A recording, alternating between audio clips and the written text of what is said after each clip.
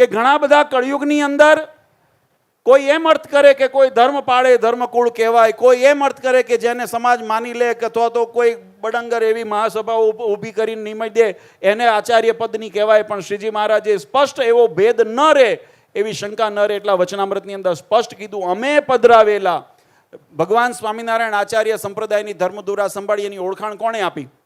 આપણે કથાઓ ઘણી વખત સાંભળીએ છીએ. શ્રીજી મહારાજ જ્યારે ગાદી ઉપર ભગવાને આરૂઢ કર્યા ત્યારે એની ભગવાનની ઓળખાણ કોણે આપી?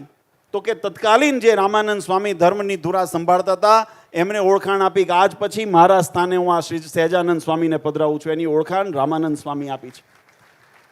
આચાર્ય શ્રી રઘુવીરજી મહારાજ ને અયોધ્યા પ્રસાદજી મહારાજ આ વડતાલના સભા મંડપની અંદર પ્રસાદીની જે છત્રી પાછળ છે ત્યાં ગાદી સ્થાન, અહીંયા આગળ પરમ પૂજ્ય રઘુવીરજી મહારાજ અને પરમ પૂજ્ય અયોધ્યા પ્રસાદજી મહારાજની જ્યારે સ્થાપના કરી ત્યારે એની ઓળખાણ ભગવાન સ્વામિનારાયણે સ્વયં આપી કે આજથી અમારા સ્થાને અમે આ આચાર્યોને સ્થાપના કર્યા છે અને આજથી આ તમારા ગુરુ છે.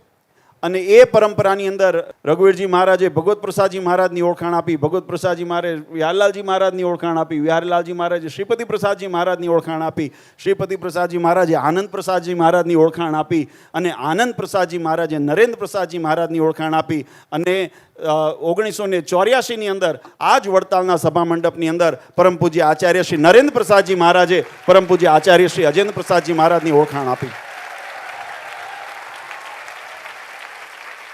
આ પરંપરા એદત યો એતદ વંશાણામ કરિષ્યંતી આશ્રયમ, સત્સંગી જીવનની અંદર મહારાજ કે આ જે અમારા પધરાવેલા આચાર્ય એ રઘુવીરજી મહારાજને એની પરંપરાની અંદર જે આચાર્ય પ્રમાણિત રૂપે આચાર્ય પદની અંદર સ્થાપિત થયા હોય ને એનો જે આશ્રય કરશે એને ભગવાન કે અમારા ધામની અમે પ્રાપ્તિ કરાવશું.